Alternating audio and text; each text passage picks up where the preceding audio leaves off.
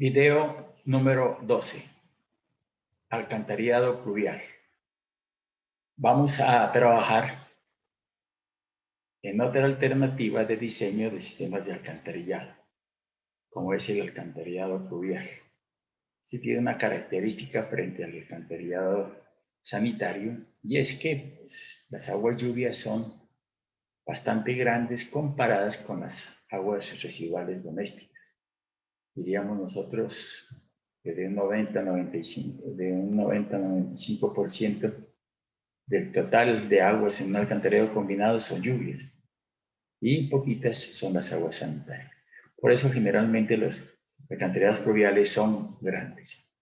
Por eso, una manera de aliviar el volumen de aguas lluvias que vaya por el alcantarillado es tratar de no meter toda el agua lluvia de la localidad en el alcantarillado, sino buscar sitios de descarga adicionales con el objeto de no aumentar los volúmenes y por ende no aumentar los diámetros, pero cuando toca, digamos. Entonces, diríamos que este sistema, las alcantarillas y colectores transportan agua lluvia. Los sistemas de recolección y evacuación de aguas lluvias pueden proyectarse cuando las condiciones propias de drenaje de la localidad requieran una solución a la evacuación de la escorrentía fluvial, o sea, que hay que evacuar aguas lluvias. No necesariamente toda la población o sector requiere un sistema pluvial, no todo. Por eso decíamos nosotros evacuar, ¿no? Lo máximo posible. Dependiendo de las condiciones topográficas, tamaño de la población, las características de las vías, la estructura y desarrollo urbano, entre otras, la evacuación de la escorrentía podría lograrse satisfactoriamente a través de las cunetas de las calles. Entonces, si tenemos nosotros drenajes, quebradas donde podamos botar y no hagamos daño, pues podemos utilizarlas. Donde sea necesario, estos sistemas pueden abarcar la totalidad de la población, no solamente sectores con problemas de inundaciones. Entonces decimos que los sistemas de recolección y evacuación de aguas pluviales pueden ser proyectados y construidos para permitir una rápida evacuación de la escorrentía fluvial, evitar la generación de caudales excesivos en las calzadas, evitar la invasión de aguas pluviales a propiedades públicas o privadas. Estamos hablando de invasión o inundaciones. Evitar la acumulación de aguas en vías de tránsito. Evitar la paralización de tráfico vehicular y peatonal durante un evento fuerte de precipitación, por ejemplo en la costa, ¿no? En Barranquilla. Se da esto, ¿no? Un efecto fuerte de precipitación. Se llenan las calles de agua lluvias, inclusive no paralizan el tráfico, sino que se llevan, ¿no? Los vehículos. Entonces, eso debemos de evitar. Evitar las conexiones cerradas del sistema de recolección y evacuación de aguas residuales. Las aguas residuales, cuando se calculan aguas residuales, hay un ítem que es por conexiones cerradas. Sin embargo, por ejemplo, en alcantarillados combinados, como es combinado de aguas lluvias y aguas sanitarias, estas conexiones cerradas se vuelven cero, porque las aguas lluvias que caen en los patios y los techos van al alcantarillado combinado. Mitigar efectos nocivos a cuerpos de agua receptores por contaminación de escorrentía fluvial urbana. Los siguientes son algunos de los factores que deben ser considerados en el estudio de los problemas de recolección y evacuación de aguas fluviales. ¿Sí? Tráfico, peatonal y vehicular. Valor de las propiedades sujetas a daños por inundaciones. Entonces, cuando hay unas propiedades, el costo es muy elevado, ¿no? El daño a las propiedades, pues más ventajoso es meter unos diámetros mayores para evitar ese tipo de inundación. Análisis de soluciones con canales abiertos o conductos cerrados, ¿no? Muchas veces los cerros aledaños hacen aportes al alcantarillado de agua lluvias de la localidad. Entonces aquí lo que se hace es perimetralmente generar canales, ¿no? O también puede ser conductos cerrados con el objeto de que todas esas montañas drenen esos canales y no entre a la localidad. Profundidad, dice, de los colectores. En la elaboración de un proyecto de sistema de recolección y evacuación de aguas lluvias es necesario la consideración económica, la selección de los periodos de retorno que deben adaptarse en el proyecto está en función de la ocurrencia de eventos de precipitación y debe representar un balance adecuado entre los costos de construcción y operación y los costos esperados por los daños y perjuicios de inundaciones para el periodo de diseño. Esto del periodo de diseño y los costos viene relacionado con lo de las curvas de intensidad, frecuencia y duración. Si yo cojo un periodo de retorno grande, el caudal que voy a tener es bastante grande y los diámetros van a ser grandes y los costos del alcantarillado van a ser grandes. Y esos costos tengo yo que evaluarlos frente a los costos si no se hiciera y hubieran inundación. Entonces, esa evaluación hace de que yo coja periodos de retorno o frecuencias bastante elevadas con el objeto de que esas zonas que me van a generar inundación no se inunden. La capacidad de recolección de aguas lluvias del conjunto de sumideros debe ser consistente con la capacidad de evacuación de la red de colectores para garantizar que el caudal de diseño efectivamente llegue a la red de evacuación. Caudal de diseño. Bueno, la estimación de los caudales de diseño de aguas lluvias, ¿no?, para el diseño de colectores y canales debe ser realizada mediante modelos de lluvia escorrentiva basados en modelos de abstracciones. Se puede utilizar el método racional siempre y cuando sea el área de drenaje inferior a 80 hectáreas. Aquí vamos a trabajar en el método racional y ustedes ya lo hicieron, ¿no? Trabajaron su sistema de acueducto, la captación, establecieron los caudales de diseño, los caudales que pasaban por la captación, los caudales máximos, ¿no?, para el diseño de la estructura. Entonces, nosotros pues vamos a utilizar la misma historia. Tienen ustedes las curvas de intensidad, frecuencia, duración.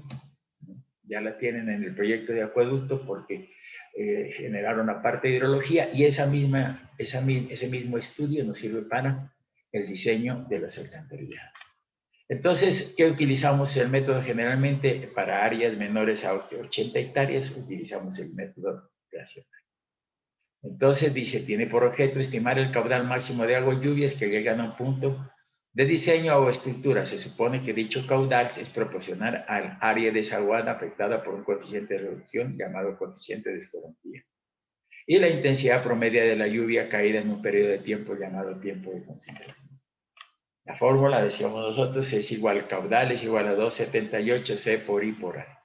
Este 278, cuando la intensidad viene en milímetros por hora. Si esto viene en milímetros por hora, pues entonces se multiplica esto para que dé en litros segundo por hectárea y tendremos nuestro caudal correspondiente.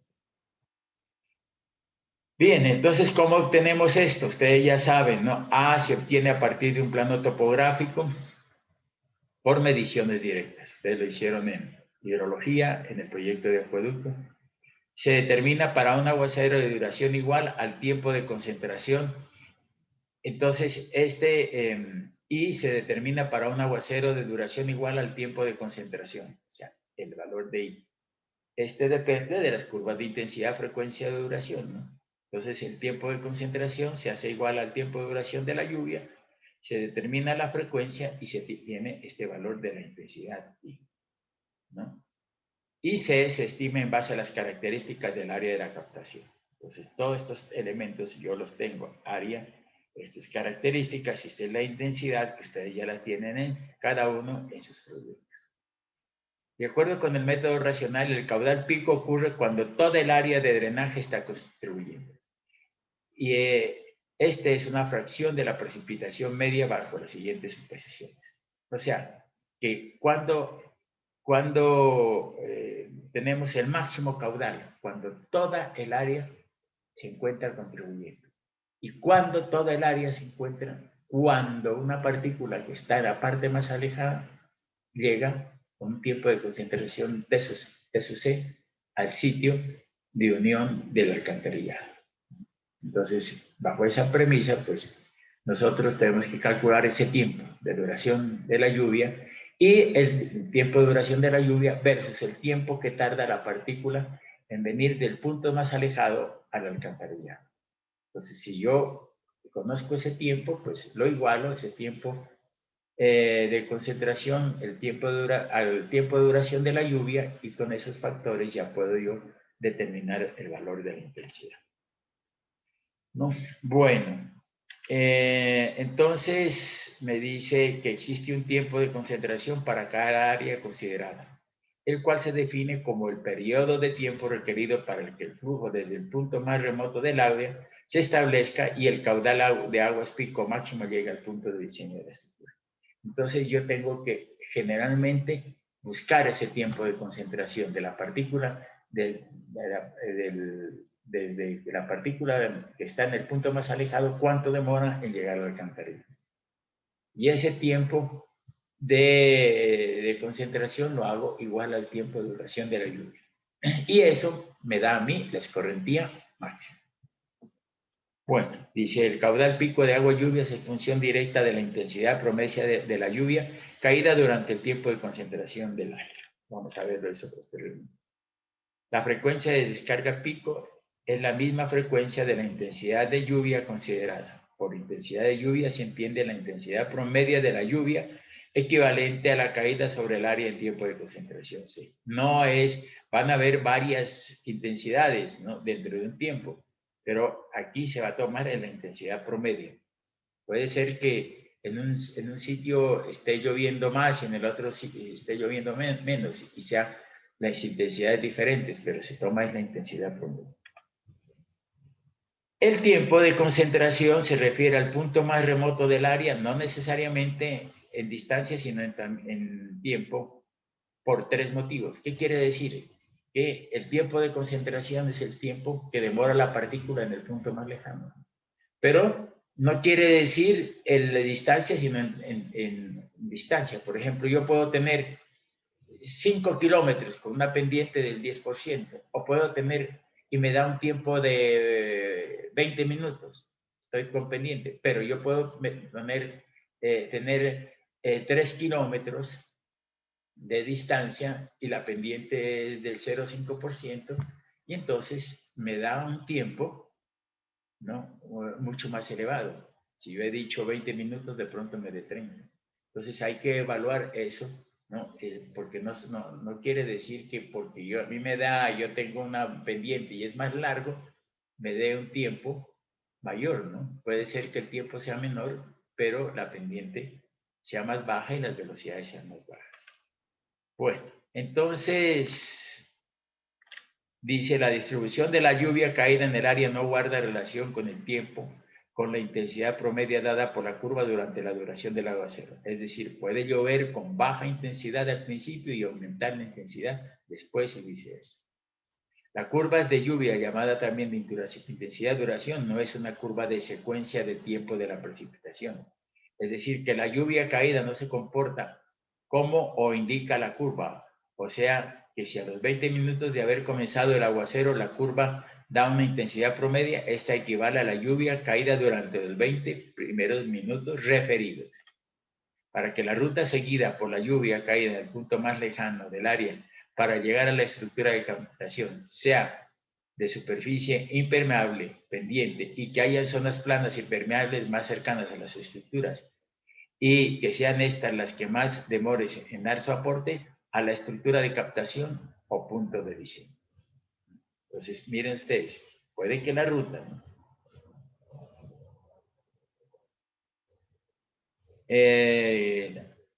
caída en el punto más lejano, dicen, ¿no?, sea superficie impermeable, ¿no?, o que tenga mucha pendiente o baja pendiente, ¿no?, etcétera. Eso, que el tipo de superficie sea impermeable o impermeable, eso tiene que ver con el tiempo de demora de validez. Bueno, el método racional es adecuado para áreas de drenaje hasta de 80 hectáreas. Cuando son mayores, pues hay dietogramas o hidrogramas especiales. Y ustedes ya saben en hidrología cómo medir. Hay métodos utilizados para áreas mayores de 80 hectáreas. Determinación del área de drenaje, pues se obtiene por mediciones directas sobre un plano topográfico con curvas de nivel. La determinación de las áreas parciales puede efectuarse trazando bisectrices o diagonales similar al trazado de áreas tributarias de alcantarillado sanitario o como se muestra en la figura 6.6. O sea que es la misma historia, ¿no? Las áreas tributarias, pues tendría yo puedo dividir en bisectrices y entonces tendría yo el área sobre el alcantarillado. Eso es la misma historia. Y en cada rombito o cuadrito yo puedo tener un área y voy a meter el área correspondiente sobre una cuadrícula. O sea que se hace igual al alcantarillado sanitario. No, el área aferente debe incluir el área tributaria propia del tramo en consideración. Siempre nosotros cuando vamos a determinar un área decimos nosotros el área es igual al área aferente, o sea, la suma de las áreas aferentes más el área del propio tramo. Cuando yo digo cuál es el área de drenaje de un tramo 1 2, pues yo digo es la suma de las áreas aferentes más el área del propio tramo. Y entonces yo tendría allí que el área caudal es igual a C por I por A. Dice, en localidades que queden próximas a cerros, si no se toman medidas de protección, los tramos superiores que reciben el desagüe de las áreas de los cerros captan caudales muy grandes, lo que hace que el sistema de alcantarillado resulte excesivamente costoso. En esos casos pueden proyectarse canales de defensa cuya función es recoger el agua de los cerros y verterla a cursos de agua próximos, evitando que vayan a la red de alcantarillado. Ese es uno de los problemas que tienen muchas localidades, ¿no? Que tienen cerros aledaños, entonces esas aguas lluvias de los cerros pues descargan sobre la localidad y eso encarece los costos. Entonces muchas veces cuando se presentan esos fenómenos pues lo que hacemos son interceptores al lado de los cerros para tratar de que esa agua salga, no entre en la localidad, sino que se vaya evacuando lateralmente a través de, como recepción de los cerros, ¿no? Entonces, esas aguas tratamos de no introducirlas. El coeficiente de escorrentía C, ¿no? Es el factor por el cual es necesario multiplicar el caudal de agua y lluvias para obtener el caudal de llegada a la alcantarilla. Este es el factor en el método racional menos susceptible de una determinación precisa y requiere en buena parte criterio del ingeniero diseñador. Como se sabe en hidrología, del agua caída en forma de lluvia, parte se pierde por evaporación, otra por intercepción de la vegetación, otra retenida en cunetas, huecos y en toda clase de depresiones, y por último, parte se infiltra en el terreno, dependiendo del tipo de suelo, su grado de compactación y permeabilidad. De todos estos factores, el de mayor influencia es el de la infiltración, que depende de la mayor o menor permeabilidad del terreno. Por esto, algunos autores lo designan como coeficiente de impermeabilidad. O sea, este valor de C ya depende de varias características, pero sobre todo de la permeabilidad o no permeabilidad del terreno. O sea, cuánta parte del agua que llueve se infiltra y cuánta parte del agua que llueve va para la alcantarillado. En la práctica no se justifica estimar todas las pérdidas enumeradas para restarlas de la lluvia caída. Se usan coeficientes promedios ya probados experimentalmente y que tienen en cuenta tales dimensiones. Dichos valores se presentan en la tabla 101 como guía para su selección. La adopción de determinados valores debe ser justificada. Entonces aquí, miren, tenemos varios valores de coeficiente. Para cubiertas, pavimentos asfálticos, vías adoquinadas, zonas comerciales e industriales, residenciales con casas, bueno, laderas sin vegetación, laderas con vegetación, parques recreacionales, y tenemos esto.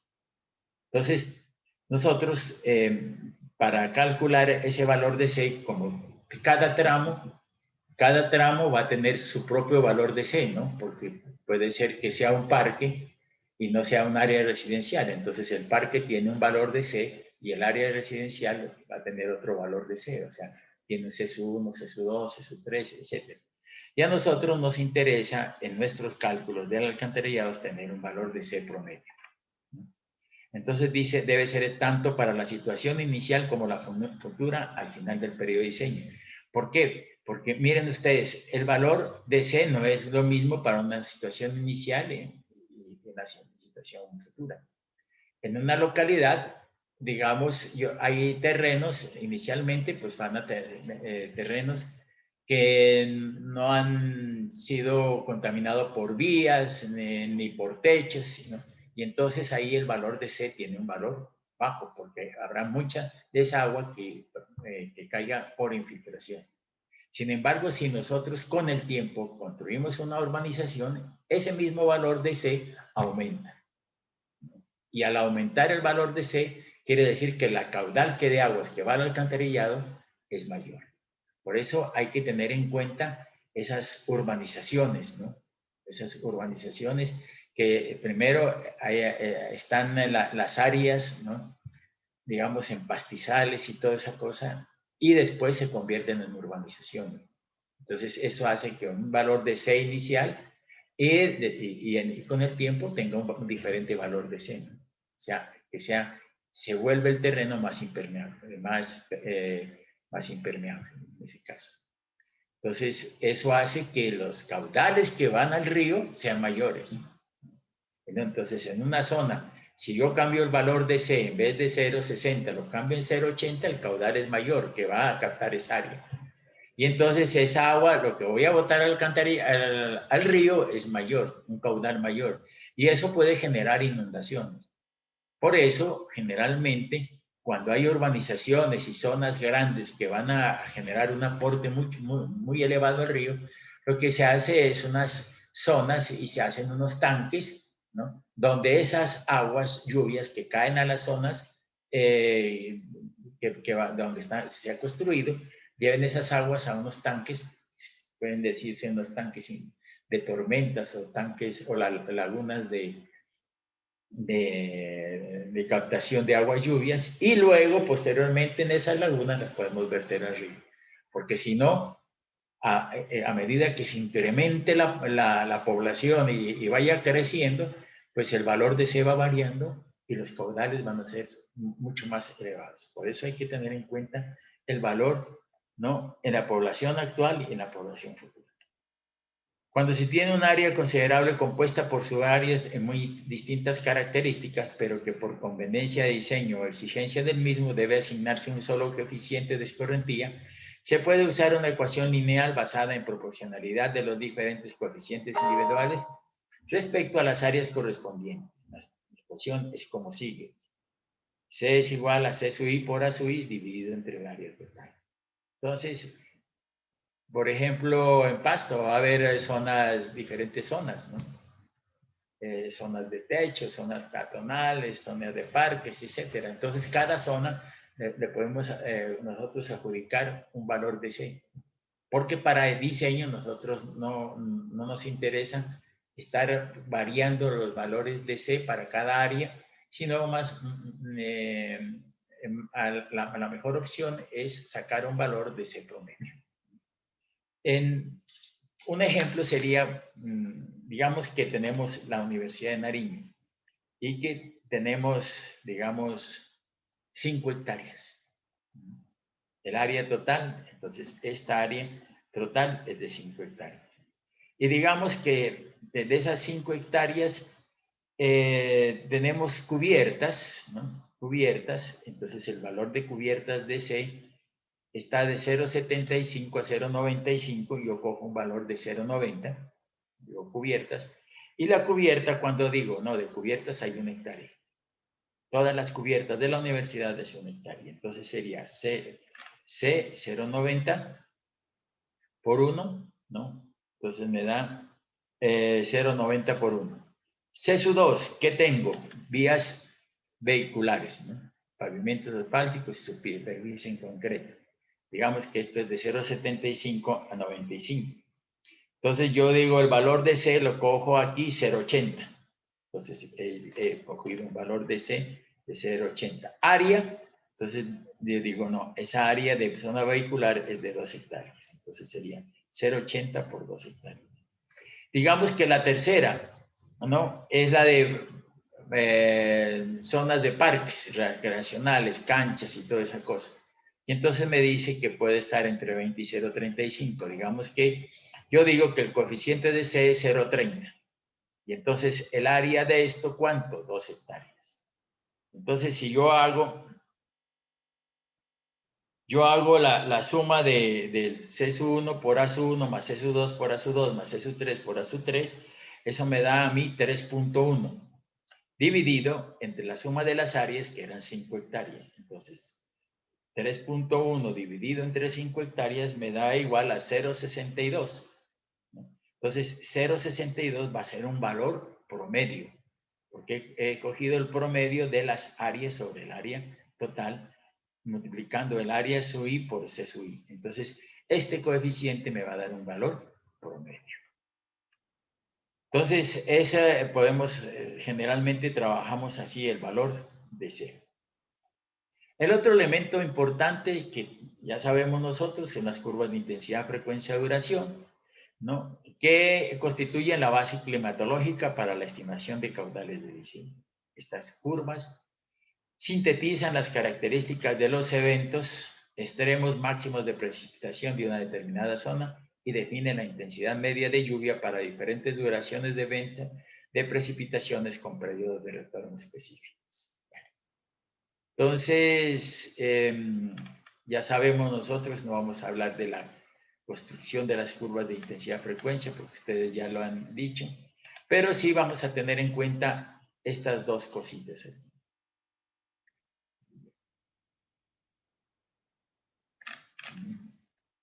Algunas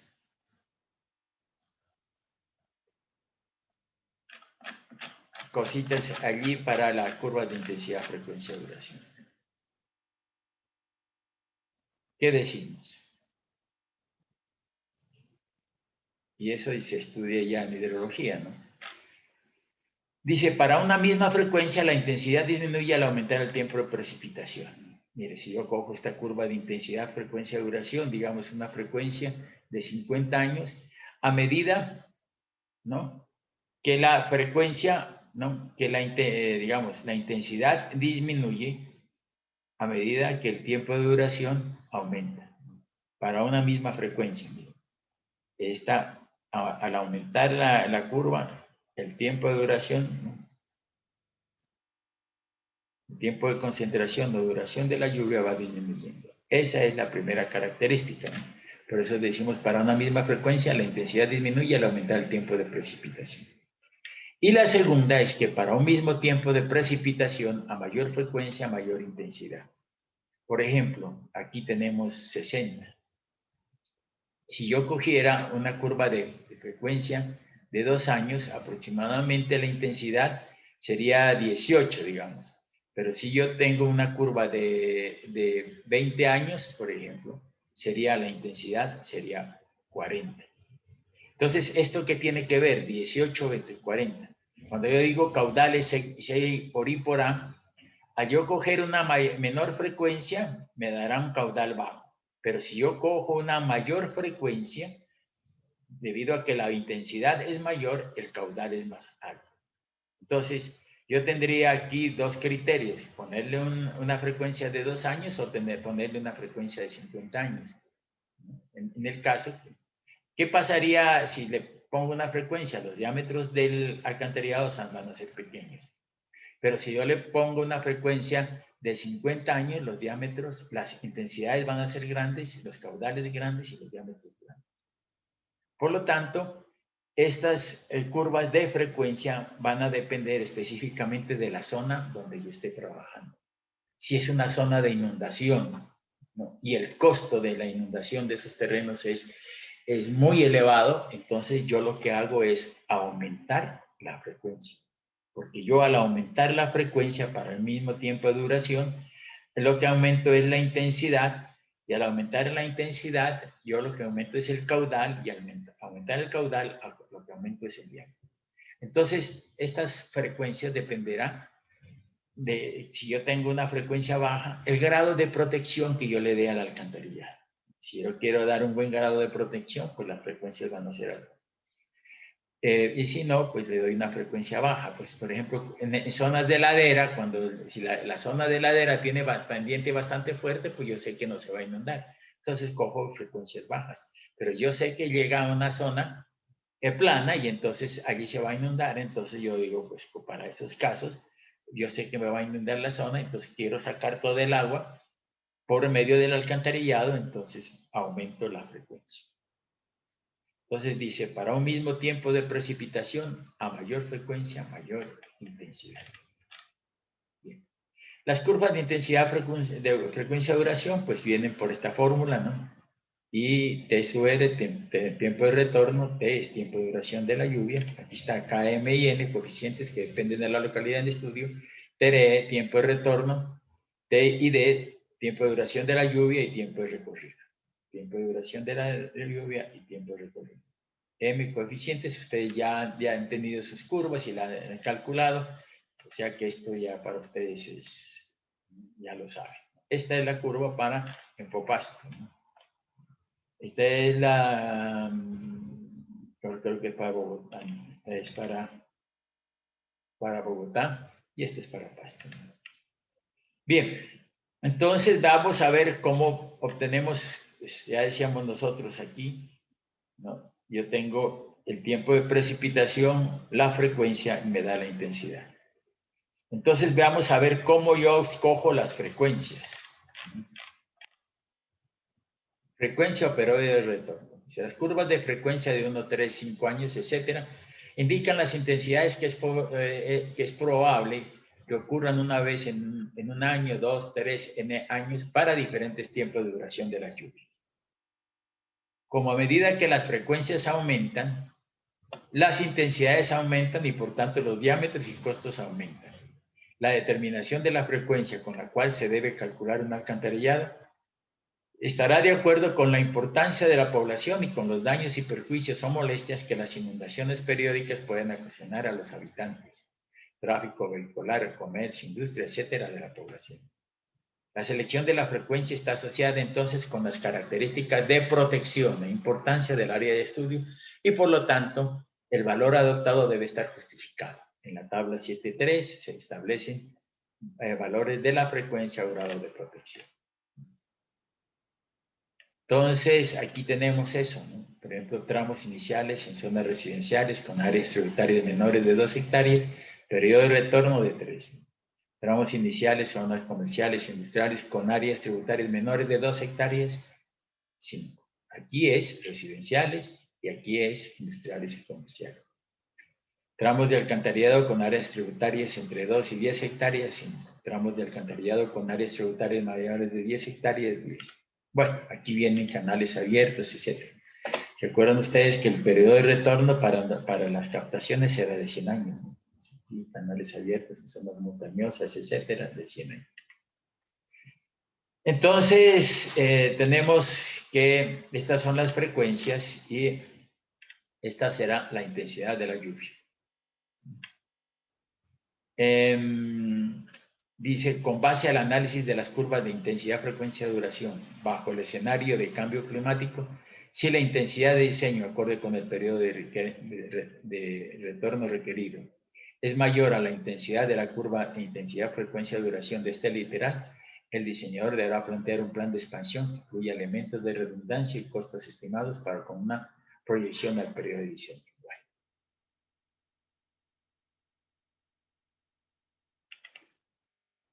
Dice tipos de cobertura. A ver si...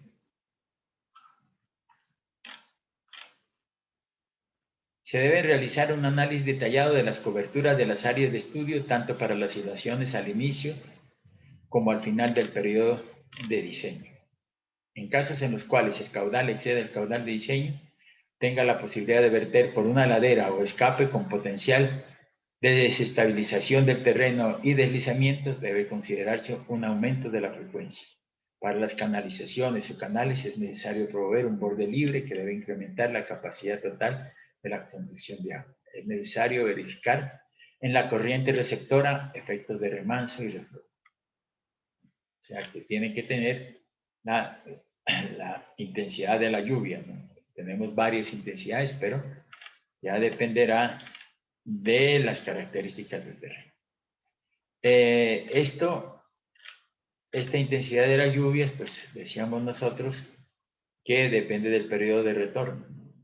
Entonces, muchas veces el periodo de retorno es grande y, digamos, yo tengo un periodo de retorno de yo escogí para mi cálculo de alcantarillado un periodo de retorno de 10 años. Pero muchas veces los contratistas, ustedes saben que lo que tratan de hacer es que los estos sean pequeños. Si yo con un periodo de retorno tengo 24 pulgadas, de pronto yo en vez de retorno de 10 años le pongo uno de 3 y eso me da una de 12 pulgadas, por ejemplo. Entonces, si uno considera que el periodo de retorno es alto y por situaciones de trabajo o eso va a generar problemas y para rebajar costos se cogen periodos de diseño pequeños, es importante que ustedes lo dejen, ¿no? En el papel. Cada de boquilla solamente ganan los músicos, ¿no? Siempre es por escrito. Usted anota en su diseño pues, el periodo de diseño, pero situaciones de tipo económico no permiten eso y se toma otro periodo de diseño. No, por eso dice, un ingeniero proyectista puede verse obligado por razones económicas o por otras razones a usar curvas de 2 o 3 años en su diseño, cuando en su concepto deberá utilizarse de 5 o 10 años. En tal caso, el proyectista deberá hacer énfasis en su memoria sobre la necesidad de una curva de mayor frecuencia para poder explicar posteriormente la causa de posibles inundaciones. Entonces, tendríamos nosotros que el otro problema, dice, los valores de la intensidad dadas por las curvas de intensidad, frecuencia y duración corresponden a valores puntuales representativos de áreas relativamente pequeñas, ¿no? Bien, dice, en la medida en que las áreas de drenaje consideradas se hacen más grandes, la intensidad media de la lluvia sobre esta se reduce en razón de la variabilidad espacial del fenómeno de precipitación. O sea que hay una veces que el área es tan grande que en una llueve y la otra no. En consecuencia, resulta conveniente considerar factores de reducción de la intensidad media de precipitación en la medida en que el área de drenaje se incrementa. Los valores de la tabla tal corresponden a factores de reducción para convertir la intensidad puntual en intensidad media espacial. Bueno, vamos a hablar de este elemento que es muy importante en el cálculo.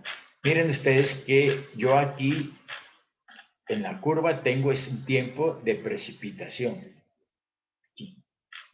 Pero voy a hablar de otro tiempo que se llama tiempo de concentración.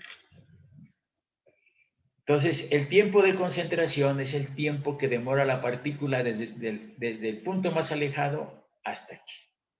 O sea, ¿cuánto demora de esto? ¿No? Ese sería un tiempo externo. Si yo tengo aquí una loma, pues el tiempo que tarda la loma de ir de la punta, la lluvia, la gotica de agua en llegar al alcantarillado, entonces se llama el tiempo de concentración inicial, o sea, el tiempo externo. El agua llega hasta la alcantarilla y aquí habrá un tiempo interno que es un tiempo de recorrido. Entonces, el tiempo de concentración total sería igual al tiempo externo, tiempo de concentración inicial, más el tiempo de recorrido. Miren ustedes que cómo se calcula el caudal entre este punto y este punto. Pues el área sería el área de la cuenca más el área aferente al tramo. El tiempo de concentración sería igual al tiempo de concentración inicial más este tiempo de recorrido en el tramo de alcantarillado. Entonces, ese es el tiempo de concentración para el tramo 1-2. Es igual al tiempo externo y más el tiempo de recorrido en el tramo. Y eso nos da a nosotros el tiempo de concentración. O sea, que incluye el propio tramo. No solamente es externo, sino este. Entonces dice, cuando se desea determinar para un punto cualquiera del sistema el gasto total de lluvias, es necesario definir para este punto su tiempo de concentración. Esta es la suma de el tiempo de entrada, o sea, el tiempo requerido para que el agua llegue desde el punto más alejado de la olla al sumidero del alcantarillado o colector. Este es un tiempo externo. Y el segundo es el tiempo invertido, este es TSUE, y este es D sub R, tiempo invertido por la misma agua de entre los conductos del sistema. O sea, este sería tiempos recorridos. Entonces, el tiempo de concentración para nosotros es igual al tiempo de entrada o concentración inicial más el tiempo de recorrido. Por ejemplo, si tuviéramos aquí un tramo 2-3, entonces sería el tiempo total sería el tiempo de concentración 1 más tiempo de concentración de 1 a 2 más el tiempo de concentración de 2 a 3. Sería el tiempo de concentración. Más, ahora sí, el área sería el área de la cuenca, área 1, 2, más el área 2, 3. Entonces, con eso tendríamos ya el área, los tiempos de concentración, y eso los hago igual al tiempo de duración de la lluvia. Bien. Entonces, tenemos que, mire, el tiempo de concentración es el que permite que toda el área afluente al punto de consideración contribuya con las aguas pluviales. Aquí hay una cosita, este parágrafo es muy importante. Dice, la escorrentía máxima de una zona ocurre cuando la totalidad del área se encuentra contribuyendo. O sea, el caudal máximo se encuentra cuando la totalidad del área se encuentra contribuyendo. O sea, que la lluvia debe tener una duración igual al tiempo que para la partícula de lluvia caída en el sitio más alejado alcance a llegar a la alcantarilla que colecta las aguas de la zona. Entonces dice, tiempo de duración de la lluvia es igual al tiempo de concentración. Entonces, aquí, ¿qué es lo que tenemos nosotros? Que este es el tiempo de concentración inicial, o sea, el caudal máximo, ¿no? Y que va a llegar aquí se produce cuando la partícula que está aquí llega a este punto. Ahí se presentan.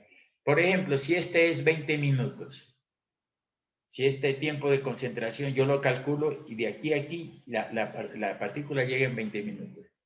¿Qué pasaría si el aguacero cae en 10 minutos? Esta partícula llega aquí, sí llega, pero no llega al caudal máximo. ¿Qué pasaría si el aguacero dura 5 minutos? ¿No? Si el aguacero dura 5 minutos, no llega todo el caudal que debería llegar a la alcantarilla. Pero si el aguacero dura 20 minutos, sí, ahí llega la escorrentía máxima. O sea, todo el caudal del sistema se encuentra contribuyendo. Pero ¿qué pasa si yo tengo un aguacero de 30 minutos? Entonces yo digo, bueno, llega aquí, sí, de los 20 minutos en adelante empieza a llegar el caudal máximo. ¿Cuánto tengo aquí? ¿No? De 20 minutos, ¿no? ¿Cuánto tengo aquí? 30 minutos.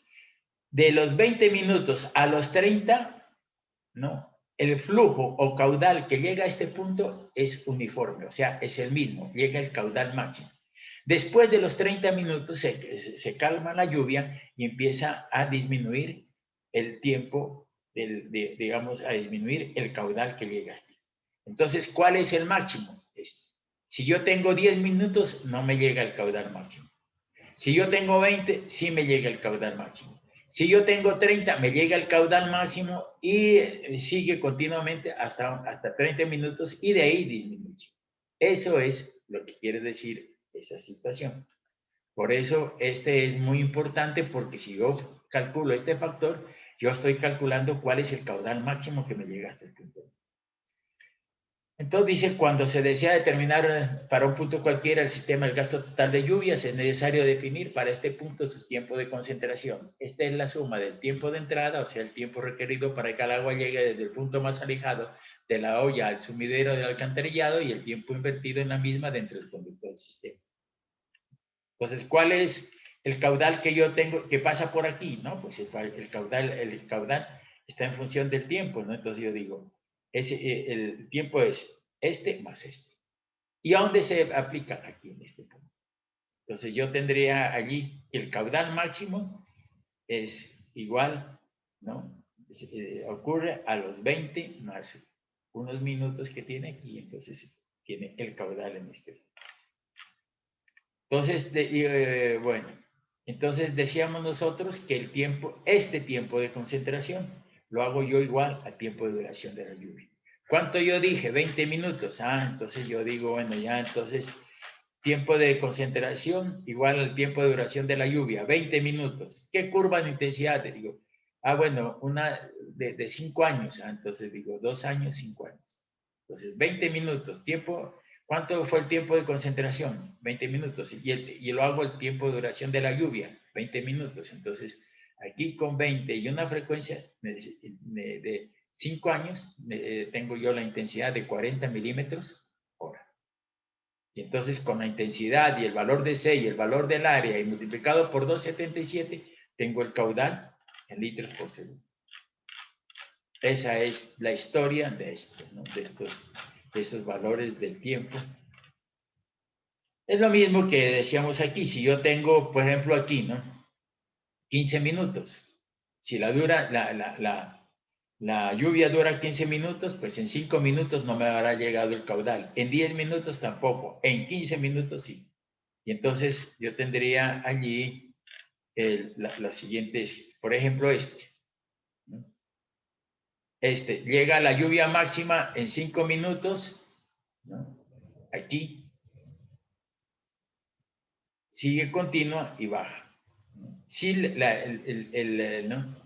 Por ejemplo, 10 minutos, dice, 10 minutos aquí y 15 minutos, miren, cuando es 15 minutos, la lluvia llega máximo, ¿no? O sea, 15 minutos aquí y la lluvia es máxima. ¿Qué pasa con 20 minutos? Pues, que llega a los primeros 15 y después los otros 5 viene aquí, miren, continua. Esta es una cuando 5 minutos. No llega al caudal máximo. En 10 tampoco. Llega es cuando la curva es aquí de 15 minutos. Cuando llueve 5, está aquí, llega ese caudal. Cuando viene 10, pero cuando viene 15, sí es el caudal máximo. Y si esto dura, mire, 15, llega el máximo. Pero si dura 20 minutos, llega el máximo y hay una lineecita horizontal y vuelve a bajar. Entonces vamos a ver cómo calculamos este tiempo de entrada o concentración inicial, ¿no? Decíamos nosotros que en las curvas de intensidad, frecuencia, duración, pues decíamos que los tiempos eran tiempos de entrada, de concentración inicial y el tiempo de recorrido. Entonces con estos dos calculo mi T sub C. Calculado este C sub C, lo hago igual a T sub D y determino con el valor de T sub D, de T sub C igual a T sub D, y con la frecuencia determino la intensidad para el tramo y eso me da el caudal. C por I por A. Bien, entonces, ¿qué tenemos aquí? ¿Cómo se calcula ese tiempo de entrada? Dice, existen varias fórmulas para estimar el tiempo de entrada. La ecuación de la FAA de los Estados Unidos se utiliza frecuentemente para la geometría superficial en áreas urbanas. Esta ecuación es igual a T, donde L es la longitud y S es la pendiente media del terreno. Tenemos la forma de Kirby, que es más utilizada, tenemos el valor de C allí. Pero hay varias fórmulas, ¿no? Ustedes pueden ver en internet una serie de como unas 20 fórmulas, ¿no? Bien. Esta es más utilizada, ¿no? Kirby es igual, T sub es igual a 1,44 por L por M por S a la 1 medio y elevado a la 0.467. Este M es un coeficiente de retardo que depende de la superficie.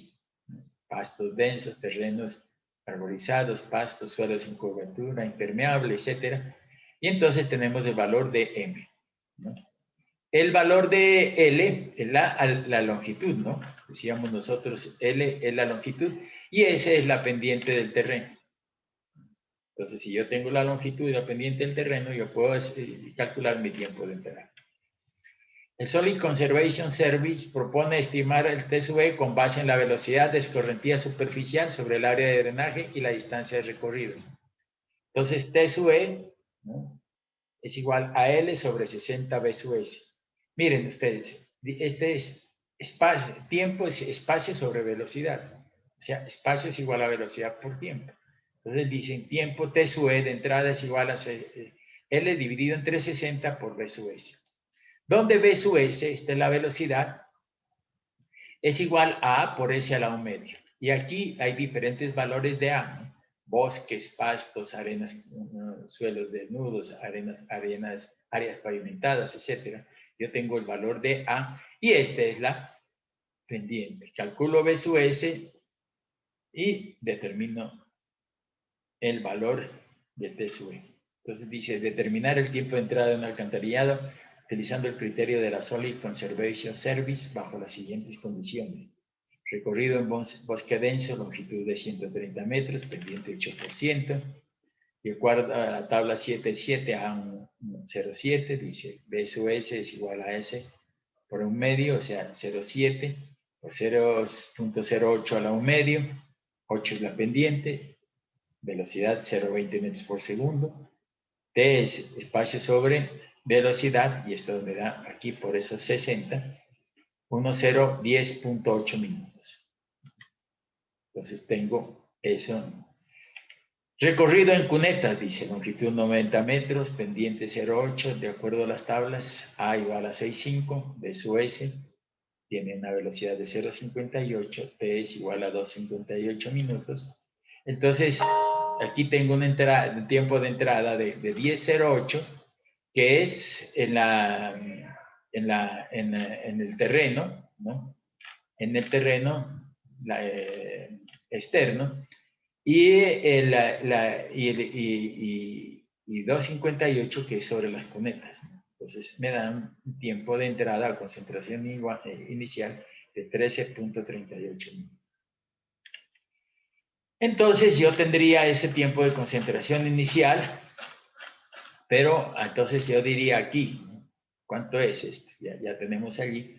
Ahora sí, si yo quiero calcular cuál es el caudal que va por este alcantarillado, este es el tiempo de entrada o concentración inicial, más el tiempo de recorrido de este plano. Entonces ya cogí el primer externo, ¿no? Y yo lo que determino, entonces el tiempo externo es 3.78, ahora sí el tiempo de recorrido. El tiempo recorrido en un colector se puede calcular como, dice, T sub R es igual a longitud dividido entre 60 por V. Este es el problema que tiene este sistema, que es la velocidad. Yo no la conozco, la velocidad, ¿no?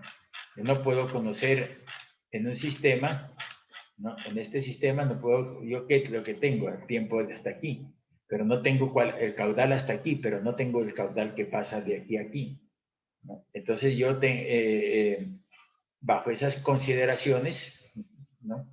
Yo tengo que sacar el caudal bajo este área, pero no, yo necesito calcular las curvas de intensidad, frecuencia, duración para determinar este tiempo de duración. Y este tiempo de duración es igual a este tiempo T sub I más este tiempo.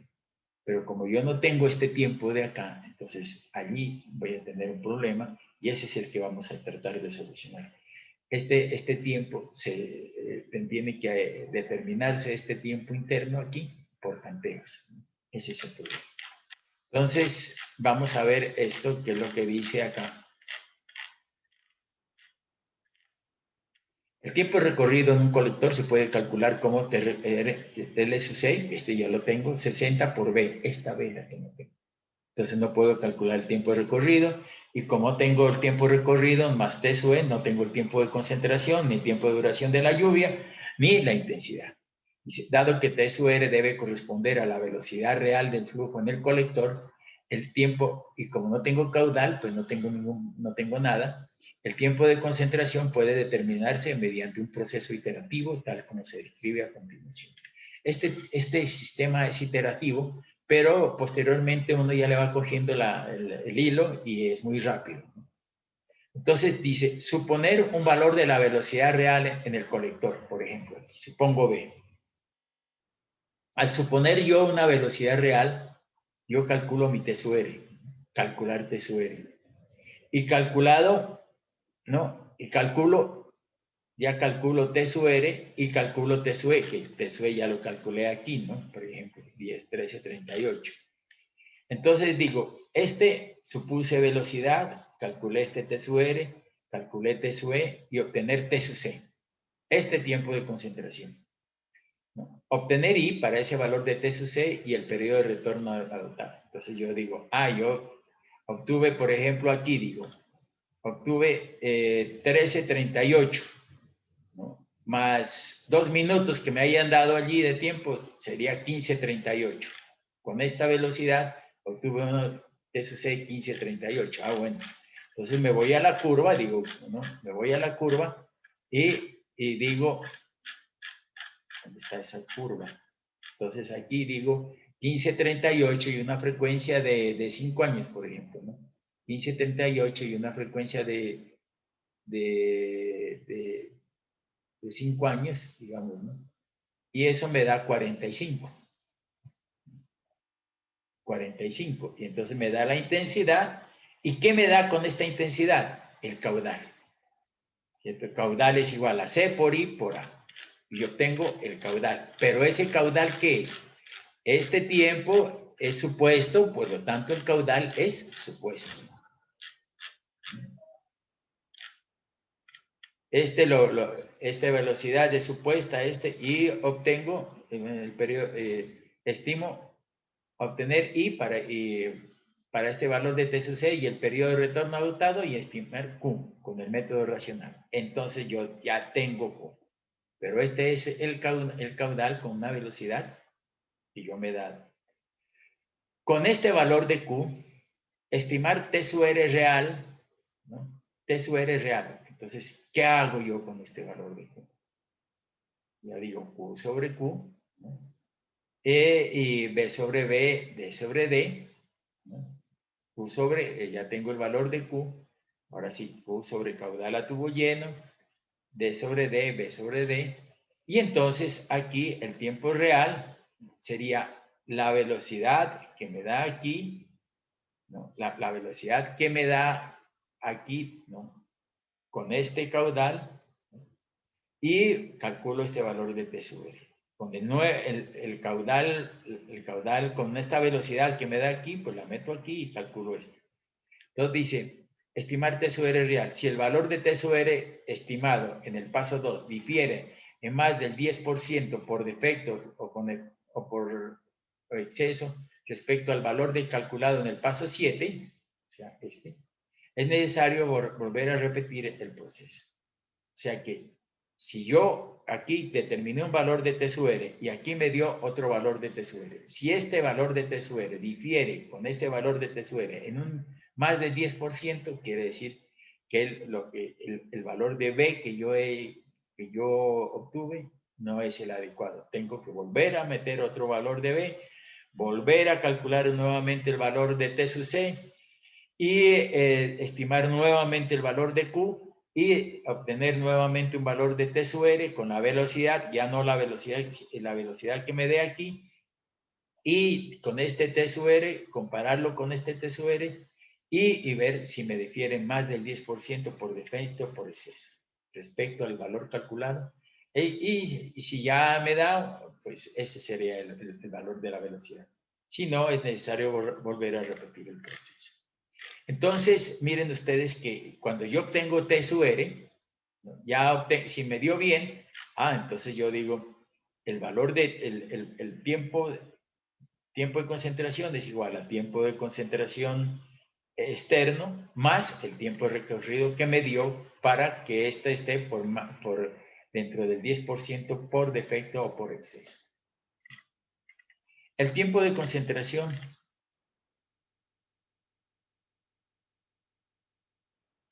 Bueno, vamos el tiempo de concentración mínimo en pozos iniciales es 10 minutos y máximo 20 minutos. El tiempo de entrada es mínimo 5, ¿no?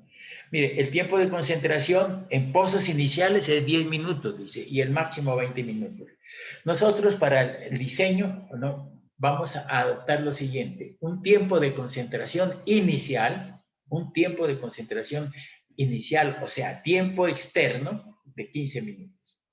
Suponiendo que los aguaceros en nuestro medio están entre 10 y 20 minutos. Entonces vamos a coger un tiempo de concentración inicial, o sea, tiempo externo.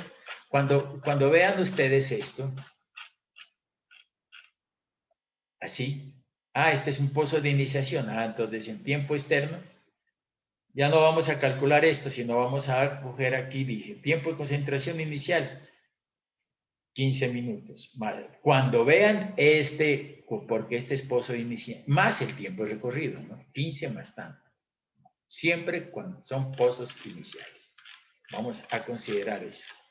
O sea que, ojo en esos diseños. Cuando vean ese pozo, pues son 15 minutos más el tiempo de recorrido. Bueno, dice, si dos o más colectores confluyen a la misma estructura de conexión, debe considerarse como tiempo de concentración en este punto el mayor de los tiempos de concentración de los respectivos colectores. Si yo, por ejemplo, un colector viene por un lado y el tiempo de concentración es 15 minutos y el tiempo de concentración que llega al pozo por otro es de 20, el tiempo de concentración de salida es el mayor de los tiempos de concentración de llegada. O sea, si yo llegué con 15 y llegué con 20, el tiempo de salida es de 20.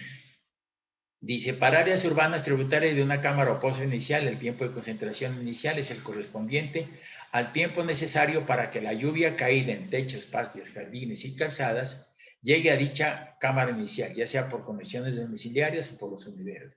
Se toma entre 5 y 7 minutos dependiendo de la clase de urbanización.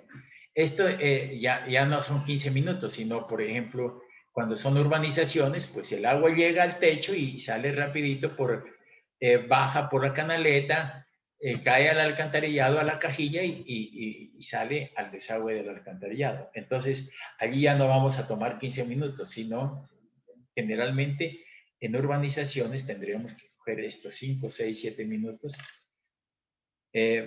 Zonas residenciales con lotes grandes, pues la partícula tarda más tiempo en llegar del punto más alejado al alcantarillado, ¿no? En general, dice, se considera para nuestro medio que la mayoría de los aguaceros no duran más de 20 minutos. Para localidades con áreas aferentes se toma como 15 minutos el tiempo de concentración inicial. Se debe realizar una simulación para tiempos de concentración entre 3 y 10 minutos y evaluar la incidencia de adoptar uno u otro valor. Diámetro mínimo. Diámetro interno real mínimo permitido en redes de alcantarillado pluvial o combinado es de 260 milímetros. O sea, quiere decir 10 mínimo 10 pulgadas, porque son, ¿no? Más de mínimo de 260. Diámetro mínimo, ¿no? Aporte de sedimentos, bueno. Criterio de autolimpieza de los alcantarillados pluviales y combinados. La velocidad mínima real permitida en el colector de alcantarillado pluvial o combinado es aquella que genera un esfuerzo cortante en la pared de la tubería mínimo de 2 pascales, mayor o igual a unos 5 pascales para el 10% de la capacidad de la tubería. Entonces, esto es de 2 pascales para el alcantarillado pluvial, pero también hay que, decíamos nosotros, en aguas residuales hay que diseñar para un caudal y chequear para el caudal inicial. Entonces, hay que diseñar para el caudal, digamos, que llega en épocas de lluvia, que sería el caudal pico, y tenemos que chequear el esfuerzo cortante y ese tiene que ser mínimo de 2 pascales. Pero cuando no está funcionando continuamente esa agua lluvias, entonces se hace un chequeo para el 10% de la capacidad tubo lleno. Si yo tengo, ¿no? 10%, si yo tengo un caudal de 1000, pues el chequeo va a ser para 100 litros por segundo. Y ¿qué es? El criterio de esfuerzo cortante tiene que ser igual mayor o igual a 1.5 pascales. Los criterios de velocidad y esfuerzo cortante se deben determinar para el caudal de diseño de las condiciones iniciales y finales del periodo de diseño. La velocidad máxima en un colector por gravedad no debe sobrepasar los 5 metros por segundo determinada para el caudal de diseño. Bueno, esto también diríamos nosotros que depende específicamente de qué tipo de tubería, porque si es, por ejemplo, esto es para tuberías de concreto, ¿no? Pero para una tubería de PVC, la velocidad máxima puede ser hasta de 20 o 30 metros por segundo, ¿no? Pero la norma no me permite velocidades mayores de 10 metros por segundo. Aquí está, no debe sobrepasar los 10 metros por segundo.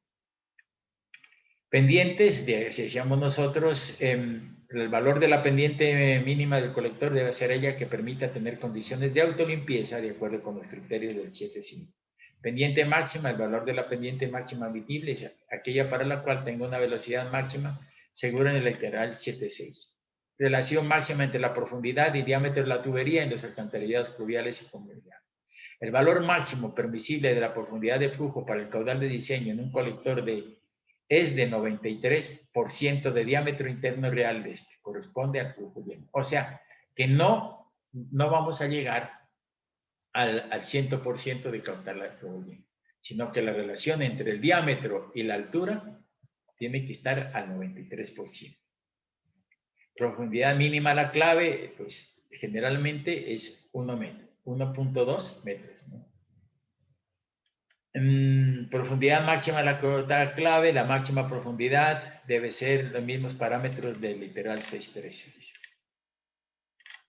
Bueno, estos son requisitos para diseño de caudales de agua, canales de agua lluvias, ya no son tuberías, sino canales de agua lluvias. Aquí están, ¿no? Los requisitos pendientes para canales revestidos que no presente una velocidad inferior a 0.75. Bueno, mire, este sistemas urbanos de drenaje sostenible, esto es muy interesante. Para nuevos desarrollos urbanos, ojo, porque esto fue lo que yo les dije al principio, para nuevos desarrollos urbanos, donde se modifique la cobertura del suelo, por ejemplo, que sea un suelo de características medias, pero si usted le va a pavimentar, el valor de C inicial es de 0.50, pero si usted lo pavimenta, el valor de C se le sube a 0.80 o 0.90. Al subir el valor de C para la misma área, la intensidad, pues a mayor valor de C, más caudal. Y si usted está echándole al río todas las zonas con caudal, el río, los niveles del río lo que hacen es incrementarse y puede haber inundaciones aguas abajo. Por lo tanto, lo que se hace en estos casos es que las urbanizaciones tengan sus propios tanques de almacenamiento y entonces las aguas lluvias llegan a los tanques y una vez ha pasado el aguacero, pues los bombeamos el agua de los tanques hacia el río para que no se tengan esos picos tan altos.